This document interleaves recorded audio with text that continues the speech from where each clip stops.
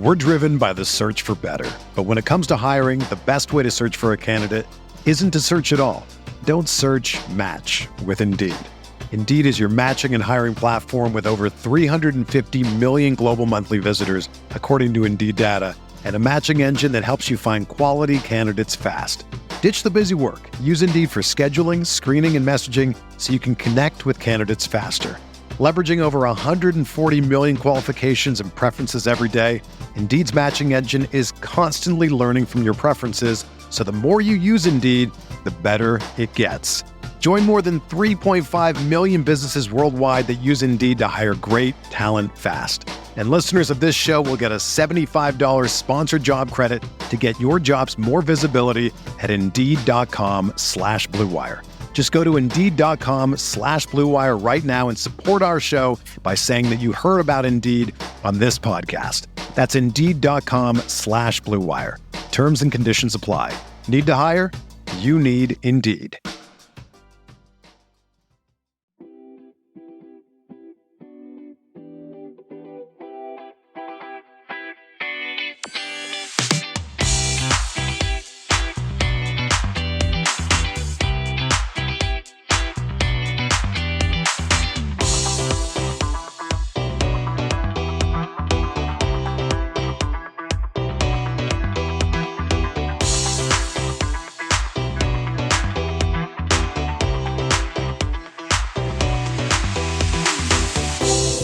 What is up, Cal fans? We are back with another episode of the Golden Bear Cast, a proud partner of the Blue Wire Podcast Network. This could be, probably won't be, but could be the last podcast of 2023, which is kind of wild. I am, as always, joined by the forever impressive, diehard optimist, Cal fan, aka basketball expert, Rob. Wait, there's no way that I am above you in the optimism spectrum. Absolutely not. That is unequivocally false. I do not support these claims and this slander. Slander? It's not slander to be optimistic. It is, however, a painful experience sometimes. I mean, I just want to take a second to appreciate that had scheduling allowed us to record this podcast. And by the way, we did want to wait until I had better audio to be able to record this. Yes. However, had we not made that decision and decided to record it while I was still away, then I think the tenor of this podcast would be dramatically different. And yet, because of the circumstances, we are now recording this on a Thursday. And this morning, our very own Rob broke the news on the Cal site that Jake Spavital is taking the offensive coordinator gig at Baylor. That was fun, folks. That was fun. What was it? 3 days of happiness? 3 and some change. Yeah, 3 and some change. Yeah. It's been... Yeah. I don't know where you want to start with this. Like, do we go straight Spav, or are we gonna give a little bit of boost and talk about the UCLA game and becoming bowl eligible, and then talk about the Spav stuff? I think we're just gonna get the painful stuff out the way. Okay. And then we'll finish with a rash of positivity. All right. But we're just gonna rip the Band-Aid off, and we're gonna talk about Spav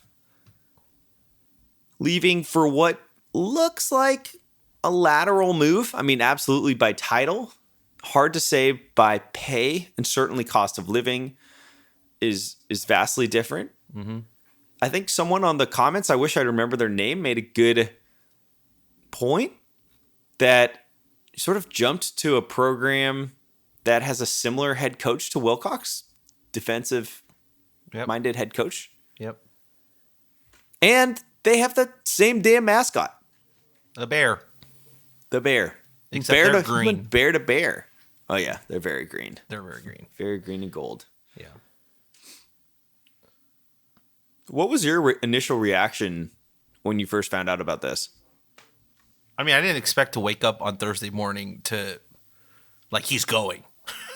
Like, I expected I didn't expect it, but I was like, okay, the wording is like crazy because that means there was like a 3-day turnaround. And we were talking about this on the phone earlier today when you and I were talking, like the turnaround between him or the season ending and him basically being announced as, not officially, but by all reports, he is going to be the next offensive coordinator at Baylor, was like 3 days. Like, it's not like he's interviewing for the job or anything like that. I didn't look up any of the Baylor like beat writers to see if they had posted things of like, oh, this person's interviewing or this person's interviewing. Because I think they just fired their offensive coordinator 2 days ago. So realistically, it's like a 2.5 day turnaround. I mean, I'm sure that decision probably came earlier, but paperwork, lawyers, all that stuff is a little bit different. Yeah, I didn't expect it to be like this. I kind of expected him to take some interviews this offseason just because the feeling is that he wanted to be a head coach again. But yeah, this was very surprising. I think it's in a weird place too, because like Aranda was on the hot seat all of this season, and a lot of people might have put him in that list of like potentially guys that are going to be relieved of their head coaching position, but he didn't. He got the final straw of any head coach, which is to blame a coordinator and fire him and replace him. So he did that with the offense, and now he's hiring Spav. Like I told you that on the phone, but like I think one angle that I think a lot of people might not think about is if he does want to become a head coach at the Power 5 level at some point, is it a bad idea to maybe go here to his home state, turn around this offense, and then if people still don't like Aranda, then maybe you can pitch yourself as the next head coach at Baylor, considering as much as we talk about like, what a bad human being Art Briles is, it's kind of that same mold of offense that he'd be bringing back to it and some familiarity back to Waco, Texas. And so maybe that is in his favor if he ends up being a candidate for the head coaching gig if Aranda is fired at some point within the next year or two. But yeah, outside of that, it's crazy how he comes here. He spent a year in 2016, left. That one not of his own accord, right? That was Sonny being fired. This one comes back for a year and then leaves on his own accord, which is like mind-boggling. Mind-boggling. It's very surprising, especially given where the success of this season really ended up being was on that side of the football. Yeah. I think to your point, yeah, I wouldn't have been surprised to have heard a couple of rumors out there just based on turning around the offense the way that he did. But I think I'm equally stunned by this news this morning. I didn't, when you texted me, it was just like Spav's gone. And I was like, uh-oh. Sometimes Rob just drops these little insider stuff to keep me in the know, even though I am off the grid. Yeah, I honestly thought you would have read gotten the email notification of the article by then. But I just wanted to make sure. I'm like, trying to be sure. locked in, and I searched it in Google, and it was like already on ESPN. I was like, oh, like it's not even like a rumor or anything. Like he's gone. Yeah, I think that for Spav, if that's his path, he had that path at Berkeley. He almost got the head coaching gig before Wilcox. There was legit conversation about installing him after Sonny. He was the interim head coach at the time too. Was interim, tried to, make it work between him and Wilcox, and then we sort of come back to this. And I don't know. It doesn't really make sense. I think a lot of people are like, oh yeah, it's like probably more money or it's cost of living. And yeah, maybe he hates Berkeley. Maybe he's a southern guy. But like, I would just be like, why come back? Like if you already knew that you didn't like a place, I don't think Spav was like dying for offers like he still was looked at. I know he wasn't a successful head coach at Texas State, but it wasn't like he was a broken commodity that needed to like revamp his reputation. He was still known as a quarterback guru, someone that could recruit really well. And a lot of his failure at Texas State, as we talked about on previous pods, were maybe an over-reliance on the transfer portal, which in this 2 years later, not a problem. Nope, not at all. Not a problem. So I just don't see it that way. So anyways, it kind of sucks to say this, but we're just going to have to wait. I'm sure we'll understand in a few weeks' time. The biggest questions right now are, where do you go from here? I don't think there's any chance that he would oversee the bowl game. No. And then how does this impact, like, any potential impacts on existing roster players? And when we talked earlier, I talked about, we're kind of fortunate in the sense that Fernando was a Bill Musgrave recruit. Yeah. And I bet he loves Spav, but I don't know if he's like tied to him the same way. Like if Sam Jackson had the same arc that Fernando had this season, then I'd be really concerned about Sam Jackson. It's like the Caleb Williams with Lincoln Riley in Oklahoma, yes. Right? It's kind of that. Exactly. And that can still happen. It can still happen. I don't want to like speak that into not existence. I don't think it'll happen, but it could. But so yeah, where do you go from here is my fundamental question that I want to ask you. I mean, look, the one, like, Avi helped me write the article this morning, and just to give our listeners a little bit of some background of how much our offense improved, right? In Spav's 1 year return to Cal, the Bears made remarkable offensive leaps. Cal jumped from 24 points per game, which was 96th in FBS last year, to 31.6, which was tied for 40th. He made leaps in advanced metrics too. S&P Plus in offense went from 91st last season to top 40 this year. Cal also saw the development of Jaden Ott into Pac-12's leading rusher. Also, congrats to Jaden for locking that up. And gained potential future starting quarterback in Fernando Mendoza. Where to go from here, I think, is the big question. And, just to tie in maybe some reader questions here, we did have that from N on Twitter. He said, could Blesh be promoted to OC for the bowl game as a tryout? Does an OC need to be found quickly to prevent players from transferring, or could Wilcox take his time in finding one? Does Cal need to start paying position coaches more to prevent them from being poached? I think the first question kind of answers where we go from here. I think because he is the run game coordinator, it makes perfect sense that he takes over just offensive coaching duties leading into the bowl game, which I think the team practiced today. So I don't know. I don't know what the bowl schedule is because we don't know what bowl we're going to yet. There are some indications, but we don't know concrete yet. So depending on that, like, that changes practice schedules, that changes like the length of the practice schedules and such. But yeah, I think Blesh is probably the easiest. He was the co-OC over at UTSA, so it's not like he hasn't been an offensive coordinator before. And that would be, honestly, like, just because of how good our run game was this year, I wouldn't mind if we just went in-house there and decided to hire a quarterbacks coach. I wouldn't mind that at all. But I also wouldn't mind us, like, fielding interviews. But I think Blesh being promoted as interim OC just makes too much sense.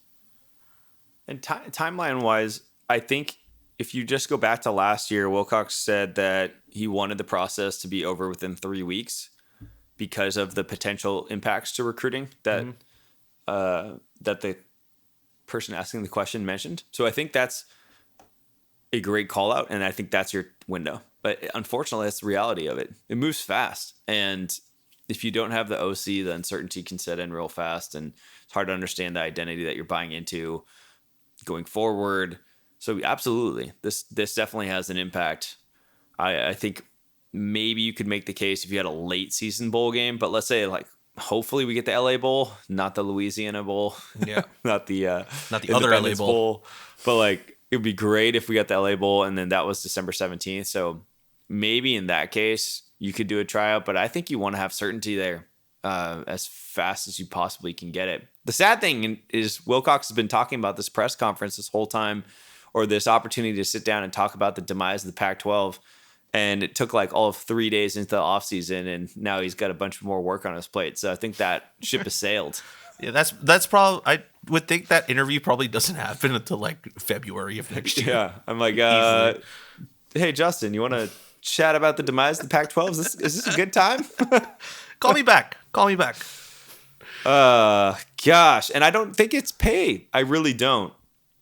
No, I mean, here's one thing we saw from let's see, Peter posted this in the Right for Cal Discord, but according to Steve Bertkowitz, who I believe is the sports projects reporter and editor for USA Today, he reported that per Jake Spavital's contract with Cal, where he also has been the offense coordinator / QB's coach, he will owe the school a buyout of nearly $810,000 for moving to Baylor in this role. He had been set to make $950,000 from Cal for his 2024 to 2025 contract year. Holy shit! I was actually going to ask that if there was a buyout involved. Yeah, the coordinators are usually on 2 to 3 year deals, whereas assistant coaches are usually on yearly renewal deals. So yeah, since he probably signed a 2-year deal with an option for a third, so we're getting $800,000 in that buyout, which is kind of nice. We'll see if we end up using that towards maybe an offensive coordinator. But it is also funny because I think on CalBears.com they've already removed him from the staff page, which is like super fast. But then like on Spav's own Twitter page, like he still says at Cal Football. So moving quick. He's like, I'm checking that right now. He's not on the CalBears.com. That's crazy. Yeah. He's not on the staff page. What? Yeah, he ain't there. Sheesh. I think Andy's right. I mean, with early signing day now, and for high school, like that's on I think the 20th of December, which is like if we do get the LA Bowl, it's like right after that. The portal's technically open now, but you just can't sign anywhere. You can start entering your name, so you probably want an offensive coordinator in place so they could start talking to those guys. Granted, most portal guys they take a while to make their decision anyway, so you do have a little bit of leeway there before you have to dip into the portal and get guys in. So yeah, coaching changes do need to happen a little bit more. In terms of his last question, I don't know what your thoughts are, Andy. Does Cal need to start paying position coaches more to prevent them from being poached? I didn't think so. Just because we already went out and did that big, Wilcox did that big ask to get more funding to be able to hire higher quality coaches. I think we've seen. I thought Spav was a direct result of that. Yeah. And, $1 million a year to be an offensive coordinator. It's not, that's pretty solid. I think we're competitive, but we're nowhere. If you're comparing us to the likes of like Alabama and Georgia or some of those top SEC powerhouses, of course we're not going to be able to pay that amount, but I think we're still relatively competitive throughout the upper echelon of college football. Yeah. Jeff Grimes looks like he had roughly an equivalent salary. It's actually $860,000. So if you're comparing it just to Baylor, Cal is paying Spavital more. Yep. So it's probably not. So if you're going off of that, it's probably not because of a pay raise. So I mean, I would assume, and this is dangerous to assume, but I would assume that Baylor is going to pay the buyout. Oh yeah. That's usually how it works. The school pays, not the individual. It's like when Konzo left for Missouri, right? Yeah. Like Konzo didn't pay that buyout. It was Missouri that was paying that buyout. Yep. Well, that did not work out the way they thought. Nope. Nope. But then they ended up taking another Cal guy. So yeah. Seems to be working well for them. Yeah. Whatever they're doing, we should do more of it. Worked well in football. All right. Well, that's the bummer news. Do we have any other questions on that, Rob, or are we going to go? No. Well, there's some stuff about the portal and stuff, but I don't know if you want to talk about that now or if you want to talk about that at the end, like leading into the offseason. End. Okay. 100% the end. All right. Let's talk about, Sid also kind of asks us in her. I'll leave the first half because it's more about the UCLA stuff, but her second half is about, do you think any more coaches might leave with Spav? If so, who? We're driven by the search for better. But when it comes to hiring, the best way to search for a candidate isn't to search at all. Don't search, match with Indeed. Indeed is your matching and hiring platform with over 350 million global monthly visitors, according to Indeed data, and a matching engine that helps you find quality candidates fast. Ditch the busy work. Use Indeed for scheduling, screening, and messaging so you can connect with candidates faster. Leveraging over 140 million qualifications and preferences every day, Indeed's matching engine is constantly learning from your preferences, so the more you use Indeed, the better it gets. Join more than 3.5 million businesses worldwide that use Indeed to hire great talent fast. And listeners of this show will get a $75 sponsored job credit to get your jobs more visibility at Indeed.com/Blue Wire. Just go to Indeed.com/Blue Wire right now and support our show by saying that you heard about Indeed on this podcast. That's Indeed.com/Blue Wire. Terms and conditions apply. Need to hire? You need Indeed.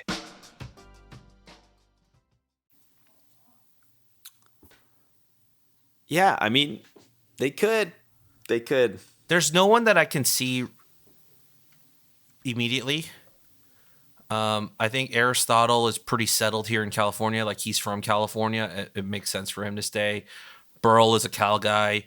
I mean, we already lost our tight ends coach, who is now the head coach at UC Davis. So Was that announced? I'm sure it's close. It's close enough. Oh, it wasn't announced because he's still on the website. Yeah. I don't think it's done. But I thought Tim would be the only one that I was like, yeah. Yeah, but like that's the thing. Like, Blesh might go because he's from Texas, but if you promote him to offensive coordinator here, like, maybe he stays here. Like, who knows? But yeah, there's no one that like Spav brought on that's like going to stay with Spav in that move. So we'll see how that goes. If that answers your question, Sid, I hope it does. I cannot tell you how bad this Yard Barker article is on Tim Plow. Yeah, Like, but let's just I just want to like highlight this. It says report Cal tight ends coach Tim Plow. Am I saying his last name right? I think you are, yeah. A leading candidate for the Sacramento State job. Sacramento State? Cal tight ends coach Tim Plow is a leading candidate to become Sacramento State's head coach. Reported by the Sacramento Bee. The Bee reported that current Hornets head coach Dan Hawkins has resigned, leaving a vacancy. Hawkins succeeded Troy Taylor, who left Sac State after the 2022 season to become the head coach at Stanford. And then here's an excerpt from the Bee story. Sources told the Bee that UC Davis has interest in negotiating with Tim Plow to become the 18th coach in 108-year history of the football program. Yep. A tight ends coach at Cal, Plow was a one-time Aggies quarterback who had 2 assistant coaching stints with UC Davis, the second one under Hawkins. I was so confused for a second. I was like, wait, did I read that entire article wrong? Like, I'm 99% sure that it was Davis with Dan Hawkins and not Sacramento State.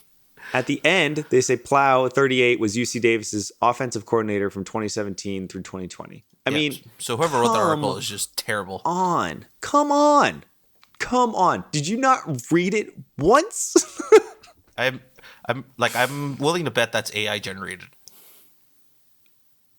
It says that it was actually posted by Fan Nation Cal Sports Report by Jake Curtis. There's no way Jake Curtis wrote that. Yeah. There's no chance. Yeah. That is all sorts of crazy. All sorts of wild.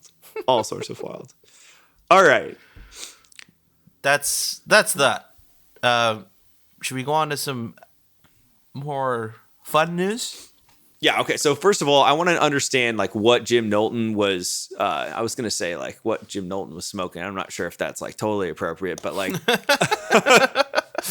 regardless, here we are. What did Jim Knowlton emailed out everybody and said when we go and beat UCLA this upcoming weekend. A buddy of mine sent it to me, Warren. Shout out Warren. And I was like, what is going on with Jim Knowlton? Oh, my goodness. He and I did not see the game the same way. I was really nervous because I think you start reading the articles and it was like all about like how excited Femi was to play against Cal and, you know, to have his redemption or whatever the hell. And I was like, damn it, man. I really didn't think UCLA players were going to get up for this game. it just sort of seemed like they wanted to beat USC, and then the season's been a disappointment. So, and then it didn't really know if Chip was going to keep his job or anything else. So I was like decently nervous going into this game. I wasn't of the mindset. I didn't have the Knowlton confidence to be able to be like, yeah, we're like going to go in and get a win. How many times have we been here before? We've come down to the last game of the season and we needed a win and to get into a bowl and we don't get it. I mean, I feel like that's signature Wilcox. We've had so many 5 and 7s that came down to the last game and against Chip Kelly too. Yeah. Yeah, exactly. Against Chip Kelly. And Chip Kelly has had Wilcox's number almost his entire tenure at UCLA. Yeah. Yeah. So I felt terrible about this game, and then at the beginning of it, we came out. We clearly had good energy, but then Fernando with the 2 picks, and once he threw the second pick that almost got returned for a touchdown, and UCLA, got within. Yeah. What was it? They took the lead. They took the lead. Yeah. I was like, man, I've seen this. Yeah. I've seen this before, and I know where this game is going. And then Jaden Ott returned that kick for the touchdown, and I was like, never mind. I haven't seen this one in a long time. And from there on out, it was a beatdown. And it was, a huge play. Ethan Garber's going out on the first drive. Dante Moore coming in. Dante Moore, formerly of UCLA, now in the transfer portal. Mm-hmm. And he just looked shell-shocked. And, it's an amazing thing, Rob, and you know what I hate is like of all the years for me to like have my optimism balloon like popped a little bit and then have us come back and win 3 straight games and go to a bowl game. I was like, damn it, man. Damn it. I was so close. Then I start going and I'm like, oh, had we beaten USC, we would have had 7 wins. And if we beaten Auburn, we would have had 8 wins. And maybe our preseason pod wasn't so crazy after all. You just needed to hold the faith. You just needed to hold the faith a bit longer. Just a little bit longer. Just a little bit longer. It's amazing what happens as a defense when you put pressure on the quarterback. Oh, yeah, absolutely. I'm like, dude, where the hell was David Reese all year long? That's exactly what we were asking for, right? It's just like one person get pressure off the edge, like allow Brett Johnson to just have a little bit more help. Yep. And David Reese has answered that call in the last 3 weeks so loudly. Yeah. Not only with David though, but like I think the reason David's been able to bloom too is because Cade Olave. Cade's unreal. Has just exploded onto the scene. And not only is he just a stellar inside linebacker, like he is very good on the blitz. So I think having him, maybe plug some gaps or put pressure on the offensive line has helped guys like David Reese over the last couple of weeks.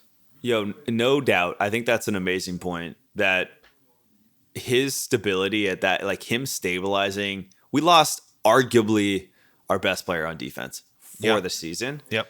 And he came in as a freshman and completely stabilized it. Not only stabilized it, but it was like net positive in every game he played in. Yep.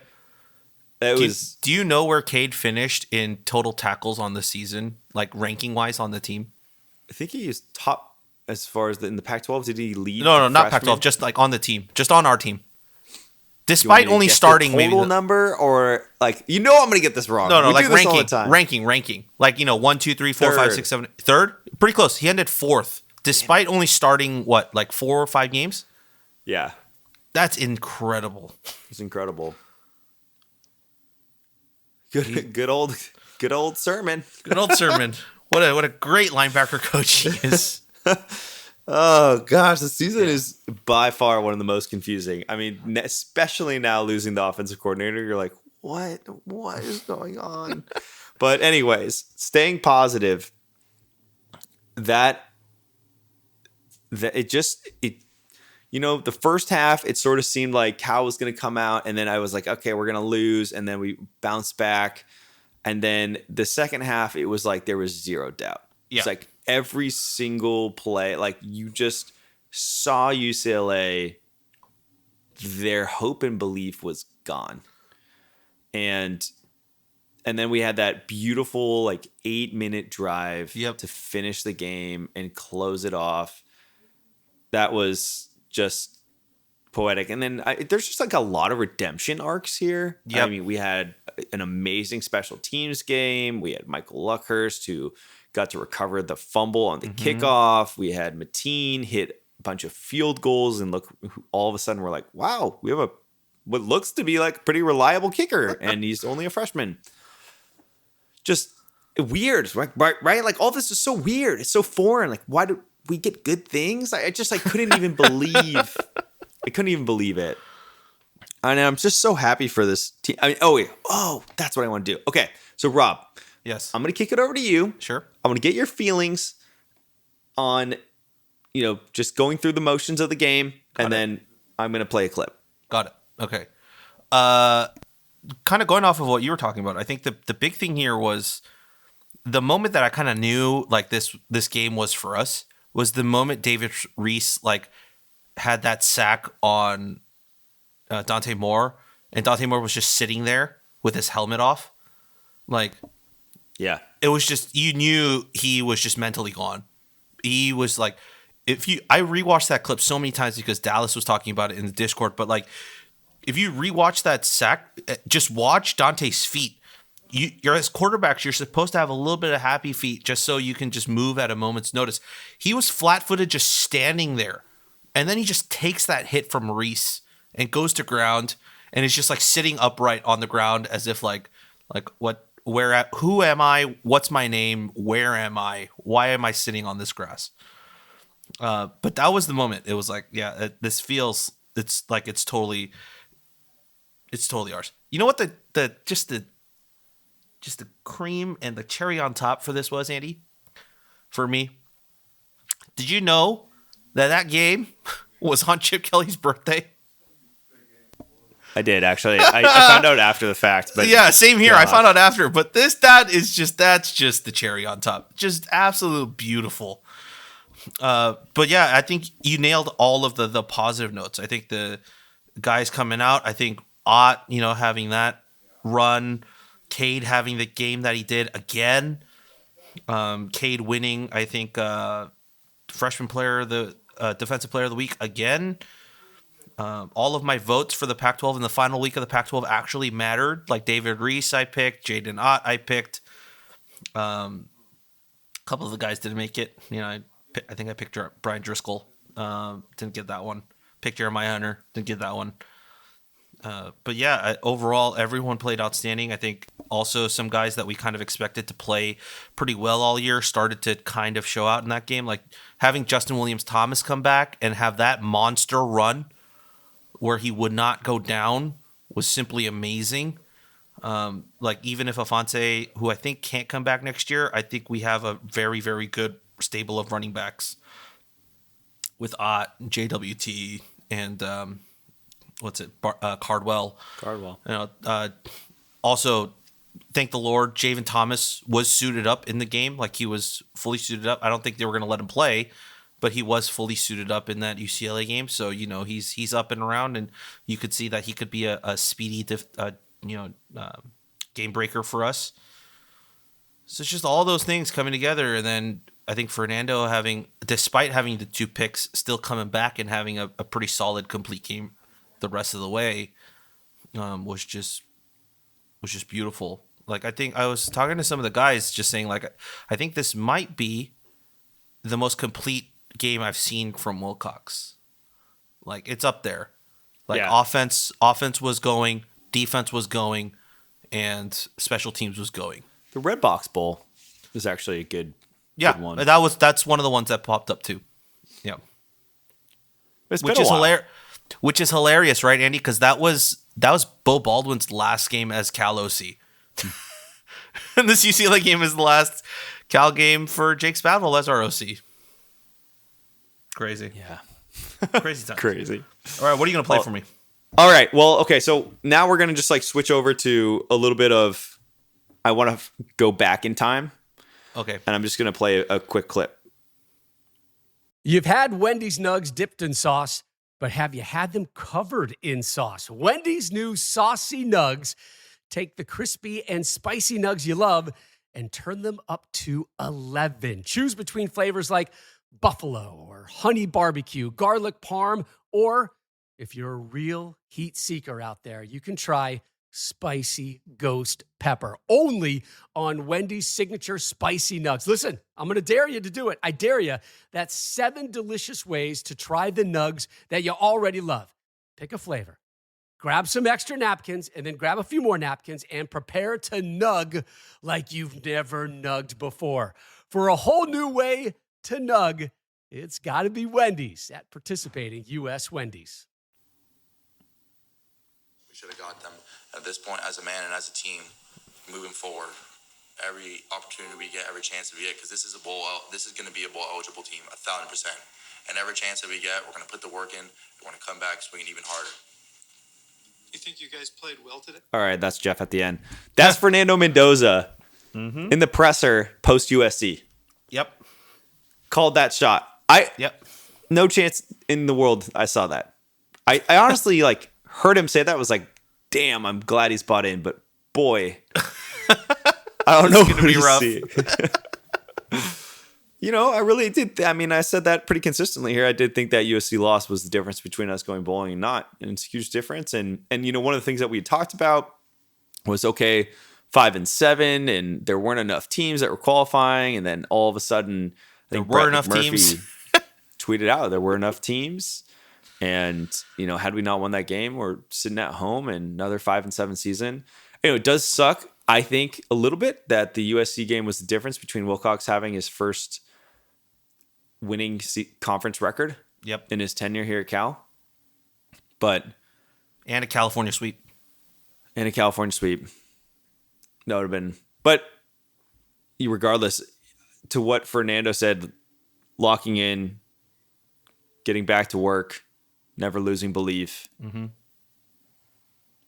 Unbelievable. I mean, Avi said it in his article this week, right? Like, if you read it, he was just talking about, like, say what you want about Wilcox, but, like, it's evident when you look at his teams, everyone stays bought in all year long. Like, no one ever gives up at any point. Not even in that 4-8 season. No, not at all. So, like, credit's where it's due. And, you know, if you saw, like, him after the game, like, I don't think Wilcox will ever admit to it, but, you know, it looked like he had a little teary-eyed. It's, you know, probably just the emotion roller coaster of like existential crisis, right? Of like, am I good enough to be like a football coach? What am I doing wrong that we're not winning games? Like, knowing him like as a person, I'm sure like those thoughts like happened at some point just because you weren't winning, right? But like, now to finally get that and get over that hump and end this season on a 3-game winning streak, like, you know what I said to the guys was, it's weird, but this really has 2019 feels. This really does. Mm-hmm. Yeah, it has the feels of like, oh yeah, next year feels like it's a year where we can turn the corner. Like, you know, knock on wood that we don't have another pandemic that locks us down for 2.5 years. But did like, you just put that out there? I did. My goodness. I did. My goodness. But like, everyone remembers that offseason, right? Like, everyone remembers like how it felt good going into that offseason.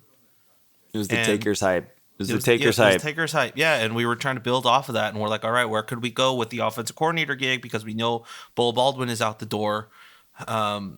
What could we do here? And then 2020 hit, and, you know, everything kind of just went into standstill mode under the Wilcox tenure. So I feel like this is finally the year where we kind of get back on track. My big truth with that, though, like, I think we fantasize it a little bit. I think that I know 2020 needs to be thrown out, and we lost the bogus big game and then the UCLA game with 2 days notice. Yeah. There's a lot that you could throw out from that, but at the end of the day, the Musgrave offense wasn't going to work. No. And I think that season would have been tremendously disappointing. So it's Yeah. like, part of me is like, yeah, you know, I don't necessarily think we missed out. But to your point, the optimism that existed, I was actually shocked by it. You know, I thought Because here we are talking on this podcast. Hey, all we want is 7 wins. We don't have high standards. 7, 8 wins a year, please. That's all we want. Yeah. Don't need to win 10 games. Just want 7 to 8. Yeah. And like here we are getting to 6 with the chance to win 7. And you just like watched the fan base really come alive. A lot of people, I thought that, I was out on Wilcox, but like this has been a really nice like comeback. And I'm sort of finding myself believing. And then you have others that are just like, there's just a tremendous amount of positivity, which is why it's such a bummer that within 3 days it's kind of gone.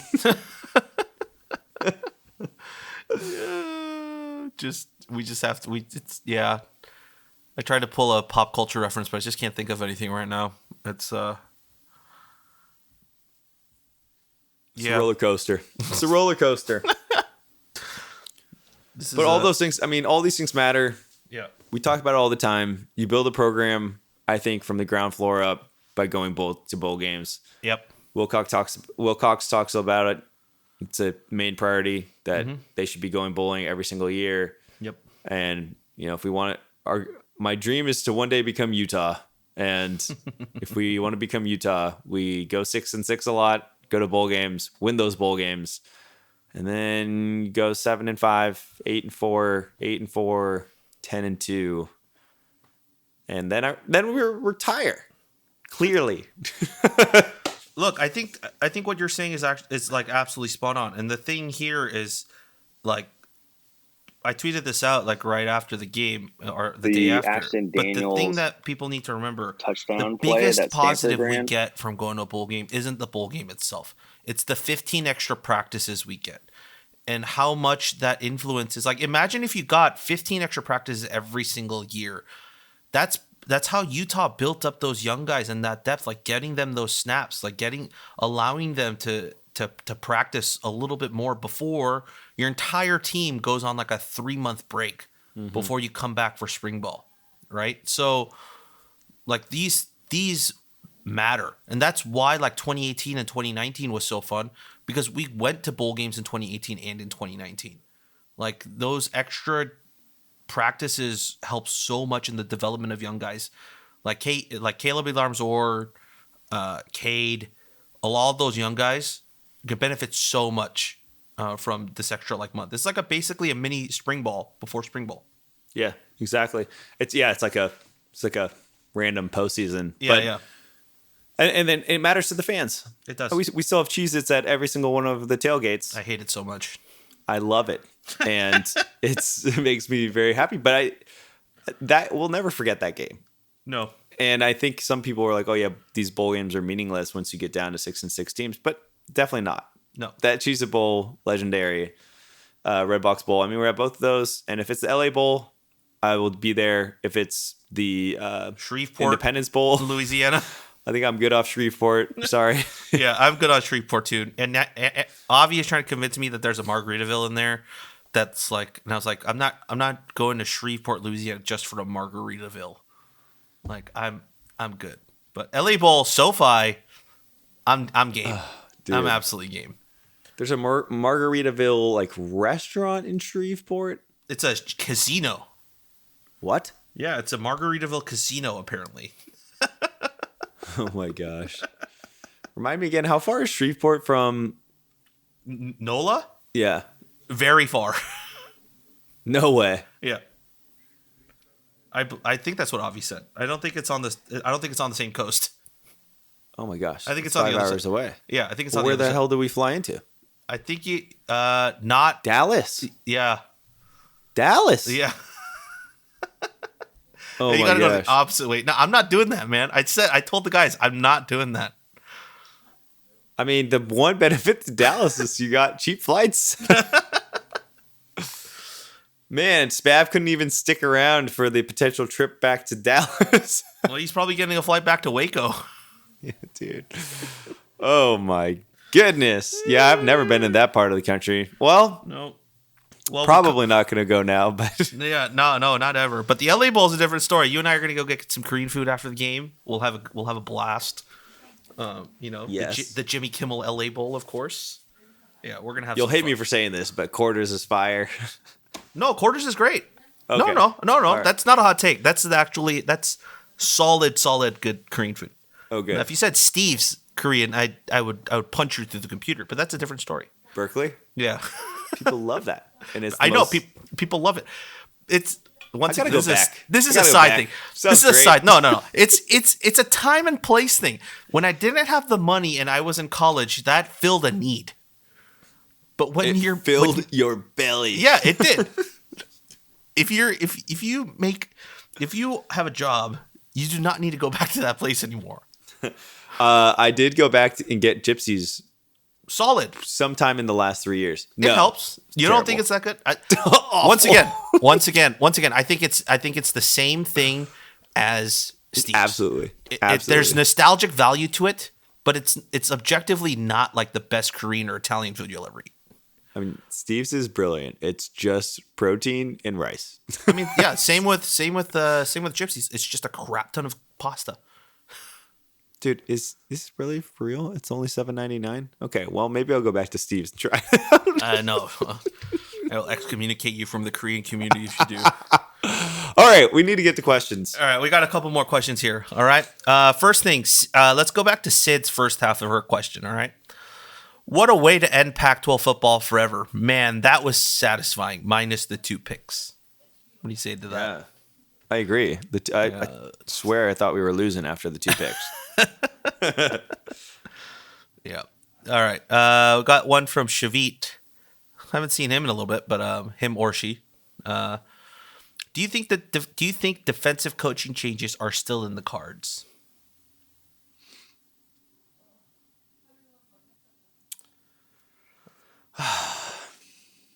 What do you think? know. You don't know. I think, well, here's what I know. I know the staff goes through like evaluations. Any job has it too, right? Where you go through job evals and reviews of how you did in the year, performance reviews. Yep. They do that. I don't know at what point they're going to do that with like bowl game practices and all that and how that works. So I don't know of how the timing is going to work on this. Like that's honestly the best answer I can give to you. Now, if this was a perfect world and we were making changes without the human aspect of it and just like efficiency at its best, you're probably relieving some defensive guys of their duties like now and then going out and hiring a couple guys to kind of lead you into the bowl game. But yeah, I just honestly don't know what that schedule is going to look like. Like if guys leave on their own accord like Spav, then you're kind of forced into this schedule, right? But like to alleviate someone of their duties is like, that's a little bit harder. That doesn't mean that you can you could tell him like, hey, you're not like kind of like the Bo Baldwin situation, right? It's like, you're not coming back next year, but if you want to coach the bowl game because you coach these guys all year long, you can enjoy the bowl game, you know? Yep. But in the meantime, like I'm going to be interviewing people. I think that's totally reasonable. Some guys might not want to do it, but I think that's a reasonable take. We just won't know what it sounds like or what the conversations are like.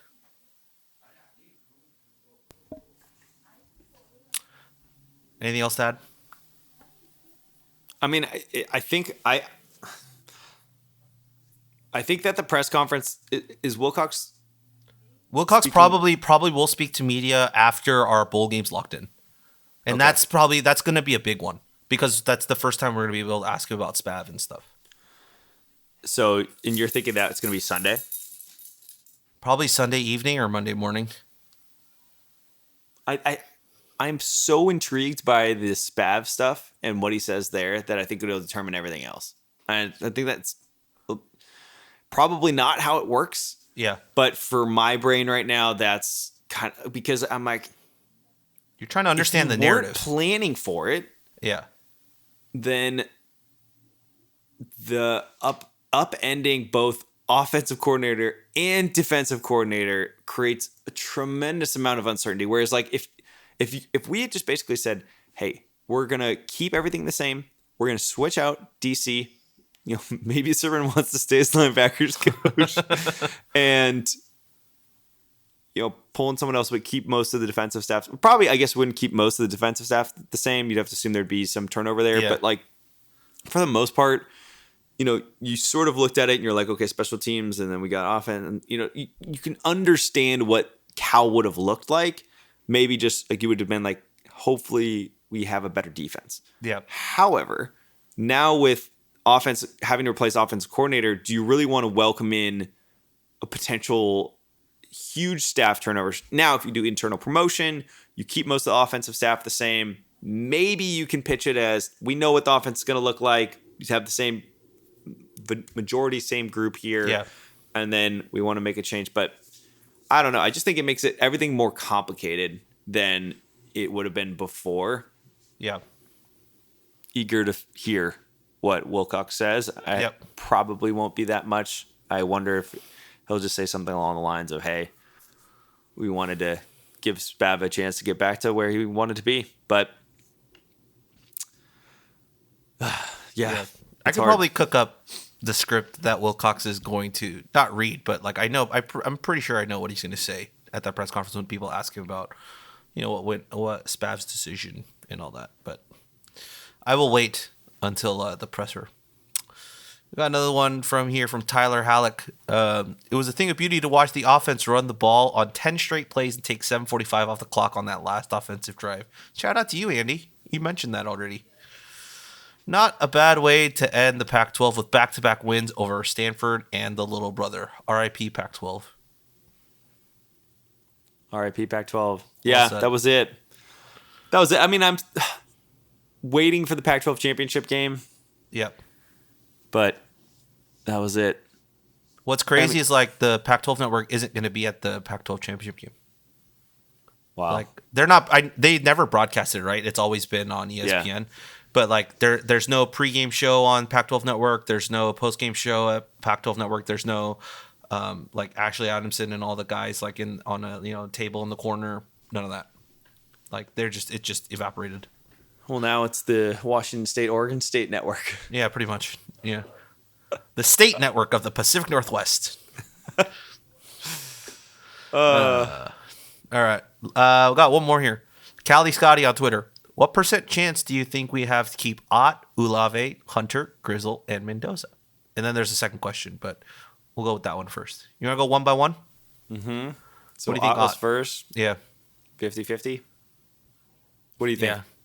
Yeah. I'm gonna lean more towards him staying, just because if he were to have left or wanted to leave, I think that would have happened last year. I don't. Yeah. Give me a percentage though. 75 stays, 25 leaves. Oh, okay. All right. Heavy favorite to stay. Yeah. Uluave? 100% staying. 100% staying. Same here. Jeremiah Hunter? No clue. No clue. I'm going to say 50-50 on that one. I don't think Jeremiah got the usage that he probably wanted this. I thought like he was going to be more involved than in a lot of the games. Yeah. Like, it's big game. He had, but it just wasn't consistent. Yeah. And so, I mean, but who do you toss that up to? Is it Spav and the way he's play calling it, or is it Mendoza and where he decides to go with the ball? Probably some of everything. Yeah. So that's why, like, I can't pin that on like Spav, but I can't also if Mendoza's. I haven't really had any issues with Mendoza's decision making and where he put or like who he was throwing to all game over the last like 3-4 games. Yeah. So I can't fault him for that. Lots of good tight end use. Yeah. Yeah. With Andries, yeah. Grizel, 100% staying. Yeah, he's a walk-on here, by the way. When he'll probably be put on scholarship after this semester, in my opinion. And Mendoza. I think 95.5. Never say never, so like 99%. But yeah, I mean, judging from like what his parents... the dude was going to Yale before he came to Cal. Like, we know academics matters. He's not like jumping ship to like go to Bama. Bama or Michigan. Like, and like cold hard facts here, right? If you look at Mendoza's numbers, even though he's young and there's room for growth, there's none of his numbers were like eye opening, like he's going to be a top 10 college quarterback type of numbers. It's just that we had seen pretty subpar quarterback play, that, getting to see an average college football pocket passer was just nice to see. Wow. Just So- hating on Mendoza. No, I think he can To grow. Close the pod. I think he can grow. I think he can get better. I'm just saying from the 5 games that we had, like we didn't see him have like a Jared type of 4 touchdowns, 400 yards thrown, like no interceptions. Like he didn't have that type of game, right? To kind of that we can kind of point to him. Like that's what we're building towards. I want Mendoza to have the Purdy arc. 4-year starter. Yeah, I could see it. I could absolutely see it. And future quarterback of the 49ers. You want him to take over Purdy?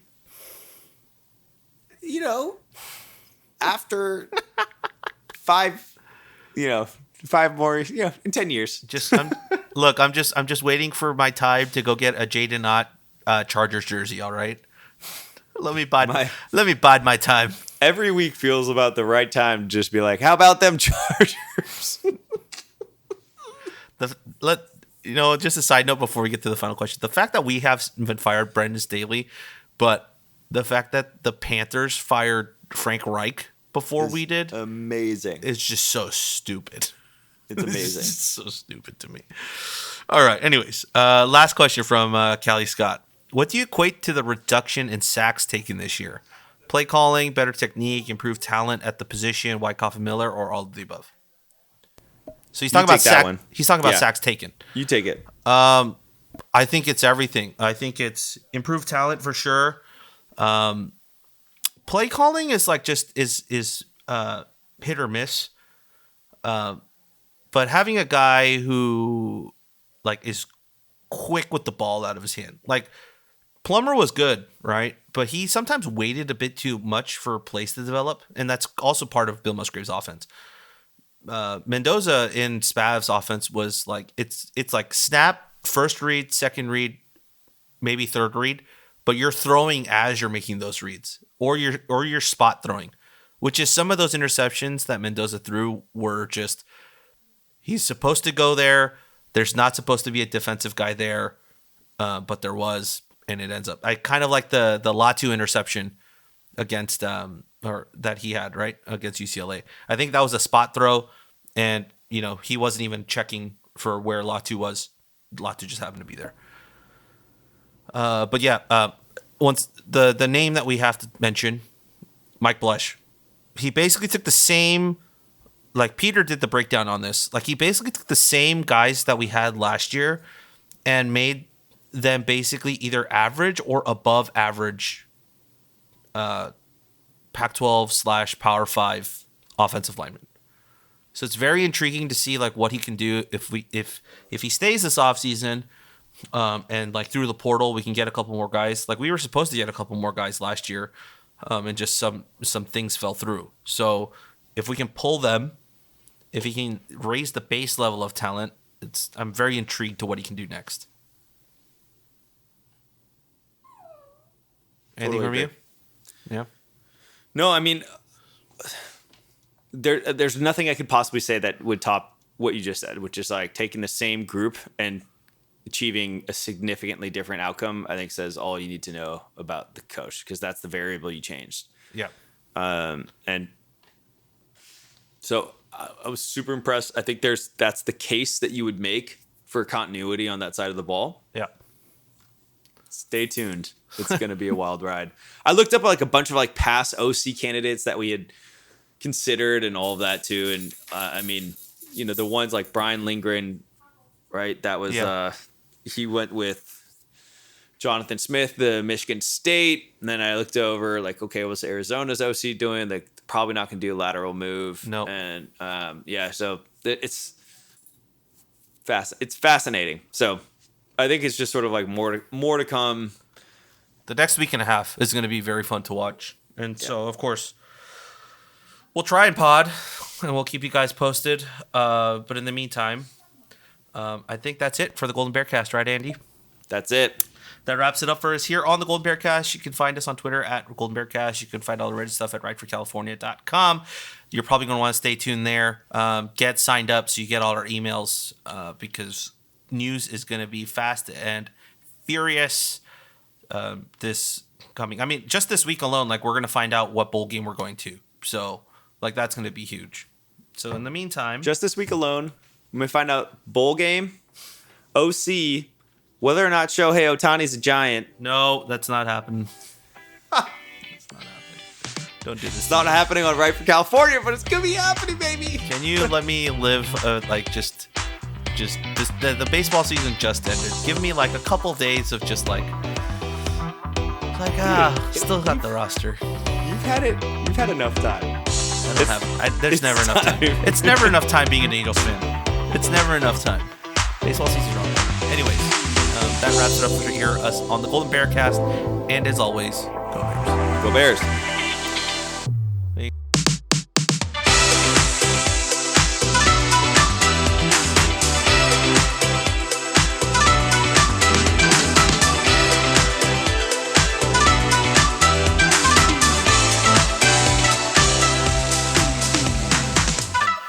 What is up, Cal fans? Welcome to the Sleepy Podcast, where we play sleepy music and white noise Lullaby you to sleep.